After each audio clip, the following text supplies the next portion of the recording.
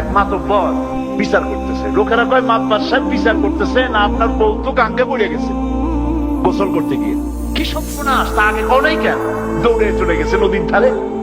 নদীতে ভাটির পানি যাচ্ছে এই দিক। চেয়ারম্যান সাহেব বললো যে কোন জায়গায় পড়ছে? কয় পড়ছে এই জায়গা দিয়া। ভাটির পানি যাচ্ছে এই দিক। চেয়ারম্যান দৌড় দিয়েছে উল্টা। লোকেরা কয় চেয়ারম্যান সাহেব উল্টা যান কেন? ভাটির পানি তো এই দিক, আপনার বউ তো এই দিক পয়সাতে গেছে। কয় বুঝবে না, এটা হলো ইন্টারনাল অ্যাফেয়ার্স, বুঝবে না। এই বউ চিরকাল আমার উল্টা ছিল। আমি যদি কই দিন, সে কইতো রায়। আমি বলতাম তারা উঠছে, সে কয় সূর্য উঠছে। আমি যদি বলতাম 300, সে কইতো 900। সারা জীবন আমার উল্টা চলছে। এই উল্টা বউ যে আজকে ফাঁড়িতে যাবে, উজানে যাবে না, তা বিশ্বাস করি না, উজানিয়ে গেছে। এইরকম সম্পর্ক হলে এই স্বামী স্ত্রীর মধ্যে কোনো মহব্বত নাই, সংসারটা জাহান্নামের তুল্য হয়ে যাবে, ঠিক কিনা? স্বামী স্ত্রীর ভিতরে মিল মহব্বত হতে হবে, একে অপরের অধিকার সম্পর্কে জাগ্রত হতে হবে, স্ত্রীকে সম্মান করতে হবে, ভালোবাসতে হবে। সেই সংসারের ভিতরে আল্লাহর রহমত নাযিল হবে। বলুন আলহামদুলিল্লাহ। অধিকার সমান, কিন্তু মর্যাদার দিক থেকে স্বামীর মর্যাদা বেশি। মর্যাদা কার বেশি? তিরমিজি শরীফের হাদিস শুনুন। রাসূলুল্লাহ একদিন এক পাহাড়িয়া এলাকা থেকে যেতেছিলেন। পাহাড়ের ভিতর থেকে এক পাহাড়িয়া উট এসে রাসূলুল্লাহ পাও মোবারকের উপরে চুমো খেলো, যেন সেজদাই দিল। সাহাবীরা বললেন, ইয়া রাসূলুল্লাহ, উটের কত বড় ভাগ্য, উট আপনার পায়ে চুমা দিল, সেজদা দিল। আপনি যদি আমাদেরকে অনুমতি দিতেন, আপনার পায়ে চুমা দিতাম, সেজদা দিতাম। রাসূলুল্লাহ বললেন, না, মানুষকে মানুষ সেজদা দিতে পারবে না। যদি মানুষকে সেজদা দেওয়া জায়েজ হতো, আমি তাহলে পৃথিবীর সমস্ত স্ত্রীদেরকে বলতাম তারা যেন তার স্বামীকে সেজদা দেয়। অধিকার সমান, কিন্তু স্বামীর মর্যাদা বেশি। মর্যাদা কার বেশি? রাসূলুল্লাহ বলেছেন, কোন স্ত্রী যদি এই অবস্থায় মারা যায় যে তার স্বামী তার উপরে খুশি ছিল, রাজি ছিল, আল্লাহ রাব্বুল আলামিন ওই মেয়ে লোকটাকে জান্নাত দান করে দিবেন। এই যে গল্পের বই, নাটক মানুষেরা কেনে, নোবেল নাটক জনমের কেনা কেনে। সেদিন পত্রিকায় দেখলাম, ওই যে 21শে বইমেলা ছিল না, পত্রিকায় দেখলাম একটা বই নাকি খুব বেস্ট সেলার, জনমের মতো বিক্রি হয়েছে। কি বইয়ের নাম দেখলাম? উষ্টামারি প্রেমের কপালে। আমি বুঝি না এই উষ্টা কি, জানি না। উষ্টামারি প্রেমের কপালে। বইয়ের লেখক জনক ছেঁকা খাওয়া প্রেমিক। এটা কি আল্লাহ? আচ্ছা, এই নোবেল নাটক পড়িয়া, এই যে নোবেল নাটক উপন্যাস পড়িয়া এর মধ্যে পাবেন কি? পাবেন এই জমিদারের মেয়ের সাথে ড্রাইভারের ছেলের প্রেম হলো, তারপরে দুজনে মোবাইলে SMS করলো, এরপর সংসদ ভবনের সাথে দেখা হলো, তারপরে বেলি রোডের ফুটপথে বসলো, তারপরে কি হইল, তারপরে গল্প শেষ হইল। আচ্ছা, এছাড়া আর কিছু আছে? বলেন, আর কিছু আছে? এইগুলো পড়ে লাভটা কি? সময় নষ্ট করে লাভ কি? এই সব গল্পের বই পড়ে লাভ কি? এই বইয়ের মেসেজ কি? প্রেম, ভালোবাসা, দস্যুবৃত্তি ছাড়া লাভ কি? লাভ হলো সেই সব বই পড়ায় যার মধ্যে আমার চরিত্র গঠন হয়। এক একটা হাদিস, রাসূলুল্লাহর এক একটা হাদিস যদি এক পাল্লায় রাখা হয় আর সারা পৃথিবী যদি আর এক পাল্লায় রাখা হয়, সমান হবে না। আমার মায়ের ভাষা কি? আমার ভাষা কি? আল্লাহর রহমত, আমার মায়ের ভাষা বাংলা ভাষা। আলহামদুলিল্লাহ। ভাষার স্রষ্টা কে? আল্লাহ তাআলা। আমার মায়ের ভাষা বাংলা ভাষায় হাদিসগুলি অনুবাদ হয়েছে। ইসলামী ফাউন্ডেশনের বিরাট অবদান। বড় বড় হাদিসগুলি তারা অনুবাদ করেছেন, বড় বড় তাফসীরগুলি অনুবাদ করেছেন। তাফসীর ইবনে কাসির অনুবাদ হয়েছে, তাফসীর আর কি অনুবাদ করেছেন আপনারা? তাবারি অনুবাদ হয়েছে, বাইজাবি অনুবাদ হয়েছে, হাদিসের বইগুলি অনুবাদ হয়েছে, শামাইলে তিরমিজি হয়েছে, বুখারী হয়েছে, আবু দাউদ হয়েছে, মুসলিম হয়েছে, মিশকাত শরীফ হয়েছে। সকলের দাবি হাদিসগুলি তাফসীর ইবনে কাসির সহ এই তাফসীরগুলি আবার ছাপতে হবে। তারপরে যাকাতের মসলা নিয়ে আপনাদের অনেক ঝামেলা। যাকাত খুব কঠিন মসলা, কঠিন মসলা না, যে কোনো মৌলবী সাহেব দিতে পারবে না। এই জন্য আল্লামা ইউসুফ আল কারদাবী বর্তমান বিশ্বের অন্যতম শ্রেষ্ঠ ইসলামী চিন্তানায়ক, আলহামদুলিল্লাহ বলুন। আল্লাহ তাকে হায়াতে তাইয়্যিবা সেহাতে কুল্লিয়া দান করুন, বলেন আমিন। বড় উদারপন্থী আলেম, বর্তমান যুগে এইরকম আলেম আমার সামনে পড়ে নেই। আমি ছোট্ট মানুষ, আমি আলেমদের মধ্যে পড়ি না। আমি ওনাকে অনেক শ্রদ্ধা করি, ওনার সঙ্গে একসঙ্গে অনেক প্রোগ্রাম করেছি। অনেক বড় আলেম, তার লেখা ফিকহুজ যাকাত, যেটার অনুবাদ করেছেন এদেশের ইসলামী আন্দোলনের পুরোধা হযরত মাওলানা আব্দুল রহিম রাহমাতুল্লাহ আলাইহি। ইসলামের যাকাত বিধান ইসলামী ফাউন্ডেশন বের করেছে 2 খণ্ড। আপনি যদি আপনার বাড়িতে ইসলামের যাকাত বিধান কিনে রাখেন, যাকাতের কোনো ব্যাপারে কোনো মাওলানা সাহেবের কাছে জিজ্ঞেস করার কোনো প্রয়োজন নাই। মনে রাখবেন, ইসলামে হালাল কি আর হারাম কি অনেকের জানা নেই। আল্লামা ইউসুফ আল কারজাবির লেখা ইসলামে হালাল হারামের বিধান ইসলামী ফাউন্ডেশন ছেড়েছে। কি কি হালাল আর কি কি হারাম একটা বইয়ের মধ্যে সব পেয়ে যাবে। আলহামদুলিল্লাহ বলেন। পেগামে মুহাম্মদী, নবী করিম সাল্লাল্লাহু আলাইহি ওয়াসাল্লামের জীবনী শুনতে আসছেন। হযরত মাওলানা সৈয়দ সুলাইমান নদভী মাদ্রাজ ইউনিভার্সিটিতে 8 দিন বক্তৃতা করেছিলেন। 8 দিন হিন্দু ছিল, খ্রিস্টান ছিল, মুসলমান ছিল, 8 দিন বক্তৃতা করেছেন। পৃথিবীতে রাসূলুল্লাহর জীবনীর উপরে বক্তৃতা করেছে আর সেই বক্তৃতা বই হয়েছে, সেটা একমাত্র এই বইটি পেগামে মুহাম্মদী। বইটা পড়বেন, ছত্রে ছত্রে কান্দা লাগবে। এই বইটাও ইসলামী ফাউন্ডেশন বের করেছে। ইসলামী ফাউন্ডেশনের বিরাট অবদান। ধর্ম মন্ত্রণালয়ের সব থেকে সম্মানজনক প্রতিষ্ঠানের নাম ইসলামিক ফাউন্ডেশন। আলহামদুলিল্লাহ বলে। অসংখ্য বই তারা ছেড়েছে। আপনার টাকা দিয়ে করবেন কি? আমি অনেক বড় লোকের বাড়িতে মাঝে মাঝে দাওয়াত দেয়, হুজুর মনে করে দোয়া করার জন্য দাওয়াত দেয়। যাই দেখছি তার ড্রয়িং রুমের মধ্যে শোপিস, লক্ষ লক্ষ টাকা, পাথরের মূর্তি আছে, শোপিস আছে, কত কিছু, কুন্দু, ইন্দুর, বান্দর, তেলাপোকা, পাথর পাথর ইত্যাদি সাজানো। কিন্তু 2000 টাকার ইসলামী বই দেখিনি, কোরআন শরীফের একটা তাফসীর দেখিনি। তা আপনি যদি আপনার বাড়িতে কোরআন হাদিস না শেখে, না থাকে, তা আপনার ছেলে মেয়ে শিখবে কি? বলেন, কি শিখবে? খালি ডিশ লাইন আছে লাগানো, ইন্ডিয়ান আইডল না কি কতগুলো আছে, ওগুলার উল্লুক ভাল্লুকের নাচ দেখা ছাড়া আর শিখবে কি? সারাদিন গান আর নাচ।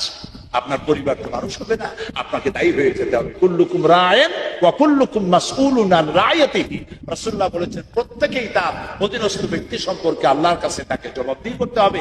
আপনাকেও, আপনার স্ত্রী, আপনার সন্তান, আপনার মেয়ে, আপনার ছেলে, আপনার নাতি, যারা আপনার অধীনস্থ, তাদের সম্পর্কে কিয়ামতে জবাবদিহি করতে হবে। তাদেরকে নামাজের কথা বলেছেন কিনা, পর্দার কথা বলেছেন কিনা, ইসলাম শিখাইছেন কিনা, কালচার, ইসলামী কালচার তাদেরকে শিখাইছেন কিনা। এখন তো কালচারও নেই। এখন কালচার কি? মা তার ছেলেকে বিদায় দিচ্ছে, ছেলে বা মেয়ে স্কুলে যাচ্ছে, ছেলে যাওয়ার সময় বলতেছে টাটা, মা বলতেছে বাই বাই। উপস্থিত দর্শক বলতে পারে যাই যে। কথা হইল, বাচ্চা বিদায় দিবেন, বাচ্চাকে শিখাই দিবেন যাওয়ার সময় তুমি আমাকে সালাম দিবা, আসসালামু আলাইকুম। আর মা দরজার কাছে দাঁড়ায় বলবে ফি আমানিল্লাহ। আমার কলিজার টুকরা মা, বাচ্চা কলেজে যাচ্ছ, আমার কলিজার টুকরা বাবা, ছেলে তুমি স্কুলে যাচ্ছ, তোমাকে আমি আমার আল্লাহর হাতে সুপর্দ করে দিলাম। এটা আমার কালচার, এটা আমার কৃষ্টি। টাটা বাই বাই আমার কৃষ্টি নয়, কালচার নয়। শুভ প্রভাত, শুভ রাত্রি আমার কালচার নয়। বাংলাদেশের টেলিভিশনে, রেডিওতে বা অন্য কোন অনুষ্ঠানে শুভরাত্রি, শুভ সন্ধ্যা, এগুলি মুসলমানের কালচার নয়। আমার কালচার হচ্ছে আল্লাহ হাফেজ, বিদায়ের সময় আল্লাহ হাফেজ, সুবহানাল্লাহ, কি সুন্দর কথা, আসসালামু আলাইকুম। আমার ইসলাম, এটার নাম ইসলাম। ইসলাম মানে শান্তি। ইসলাম এসেছে সিলমুত থেকে, শান্তি। আর আল্লাহর এক নাম সালাম। আল্লাহর এক নাম কি? 99টা নামের মধ্যে একটা নাম সালাম। তিনি শান্তি, ইসলাম শান্তি। আর মুসলমান হলো যারা শান্তির পথে চলে, তারাই হলো আল মুসলিমু মান সালিমাল মুসলিমুনা বিলিসানিহি ওয়া ইয়াদিহি। মুসলমান তো সেই ব্যক্তি যে ব্যক্তির মুখ দিয়া আর হাত দিয়া কেউ কষ্ট পায় না, তার নাম মুসলমান। জোরে বলেন, তার নাম কি? খালি সালাম দেবেন, আফসুস সালাম। রাসূলুল্লাহ বলেছেন সালামের প্রচলন করো, দেখা হইলেই সালাম দাও। এই খুঁটির এপাশে দেখা হয়েছিল আসসালামু আলাইকুম, খুঁটির থেকে আবার এপাশে আসছেন, আবার কোন আসসালামু আলাইকুম। পারবেন?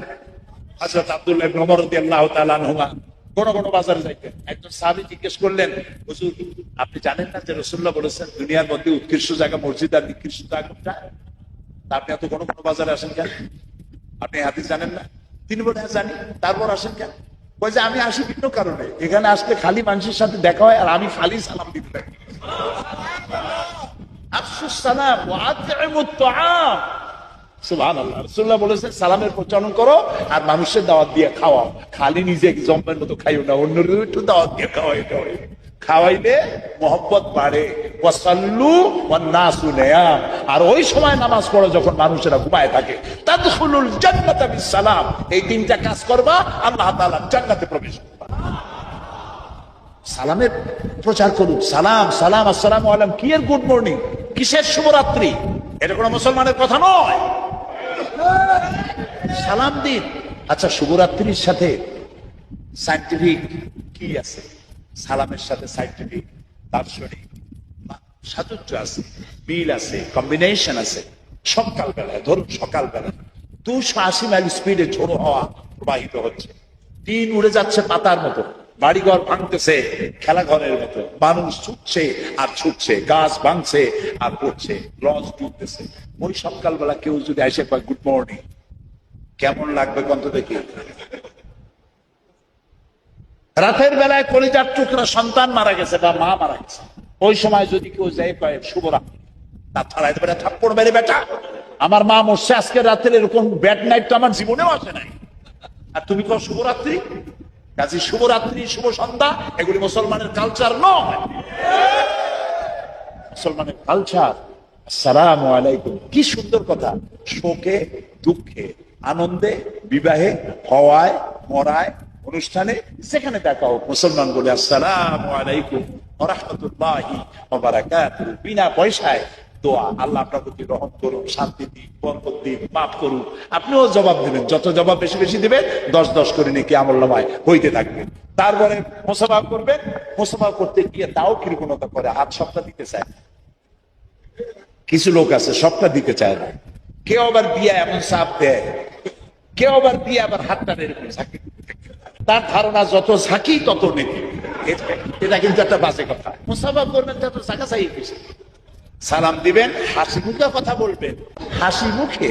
দেখছেন জিব্বাটা আল্লাহ কত নরম বানাইছে, সুবহানাল্লাহ বলেন না? একটা চুলও যদি জিব্বায় পড়ে, জিব্বা টের পাই কিনা? আর যারা জবাব দিলেন না তাদের পড়ে না। চুল পড়লেও জিব্বা টের পায়, এত নরম জিব্বা কেন বানাইছেন আল্লাহ তাআলা? ওয়াকুলু লিন্নাসি হুসনা, মানুষের সাথে সুন্দর করে কথা কও। নরম জিব্বা দিছি, নরম নরম কথা কও। সেই জিব্বা দিয়া আমাদের কিছু লোক আছে, না মনে না কিছু কব না, আপনারা বুঝে নিয়েন, সেই জিব্বা দিয়া কুড়ালের কাম করে। কুড়াল দিয়ে আঘাত দিলে যেমন গাছ কাটে, তাদের কথার আঘাতে কলজা ভাইয়া সৌসিল হয়ে যায়। রাসূলুল্লাহ বলেছেন মানুষের সাথে মিষ্টি করে কথা বলো, হাসি মুখে কথা বলো। রাসূলুল্লাহ বলেছেন হাসি মুখে কথা বললে সদকা দেওয়ার মতো সমান সওয়াব হয়। সদকা কি মুরগি দিয়ে দেওয়া যায়? কমসে কম 1 বছর একটা ছাগল দাম হবে কত? 1000 টাকা মিনিমাম 1000 টাকা। 1000 টাকা খরচ করে একটি ছাগল জবাহ দিয়া সদকা করলে যে সওয়াব, একজন মানুষের সাথে হাসি মুখে কথা বলায় সেই সওয়াব। হিন্দুর সাথে দেখা হবে, একটা হিন্দু মারা গেল, কোথায় শিখছেন? বলতে হবে ফি নারে জাহান্নাম খালিদিনা ফিহা আবাদা। কে শিখাইছে আপনাকে? হিন্দু মরল, শুনেই বললো ফি নারে জাহান্নাম খালিদিনা ফিহা, জাহান্নামে যাক চিরকাল থাকুক। কে শিখেছে আপনি? কেন? কাজী হিন্দু হোক, খ্রিস্টান হোক, মুসলমান হোক, মিলেমিশে থাকতে হবে, ভালোবাসা নিয়ে থাকতে হবে। ভালোবাসা দিয়েই ইসলাম পৃথিবীতে ছড়িয়েছে, রাগারাগি আর মারামারি দিয়ে নয়, শুধু মোহব্বত দিয়ে। আর দিন ওয়ান নাসিহা, দিন হলো ভালোবাসা। এই যে 14ই ফেব্রুয়ারি কি একটা ডে, বেলের ভর্তা, ভ্যালেন্টাইন ডে। এই যে ভ্যালেন্টাইন ডে, বিশ্ব ভালোবাসা দিবস, এটার নাম আপনি বলতে পারেন বিশ্ব বেহায়া দিবস। ভালোবাসা তো আমার দরকার নাই। এই ভালোবাসা দরকার ওই সব দেশের যাদের জীবনে কোনো ভালোবাসা নাই। আমাদের এখানে তো যৌথ পরিবার, ওদের হলো ব্রোকেন ফ্যামিলি। আমাদের তো যৌথ পরিবার, আমার দাদা, নানা, বাপ, মা, ভাই, বোন, চাচা, এক ফ্যামিলিতে এক হাড়িতে রান্না করি, এক বাড়িতে থাকি। আলহামদুলিল্লাহ। আমার ভালোবাসায় কোনো অভাব আছে? আর দিন ওয়ান নাসিহা, দিন মানেই ভালোবাসা। মায়ের কতটুকু ভালোবাসবো, বাপের কতটুকু ভালোবাসবো, প্রতিবেশী থেকে কতটুকু ভালোবাসবো। হাদিস শরীফে, কোরআন শরীফে পড়ে দেওয়া হয় নাই, বলা হয় নাই? তো আমি একদিন কেন যে ভালোবাসা দিবস পালন করব? আমার তো সারাটা জীবন ভালোবাসা। সুতরাং 14ই ফেব্রুয়ারি ভালোবাসা দিবস পালন করতে গিয়া খালি SMS দিয়ে পরের মেয়ে নষ্ট করা আর বাগানে বাগানে বাগবাকুম করা, এর কোনো মানে নেই। এগুলো আমাদের কালচার নয়, এগুলো মুসলমানের কালচার। আমরা ভালোবাসা দিয়ে জয় করতে চাই পৃথিবী। পৃথিবী জয় হয়েছে মুসলমানদের ভালোবাসায়। আরেকদিন শোনাবো, যদি আল্লাহ সুযোগ দেন, আরেকদিন শোনাবো।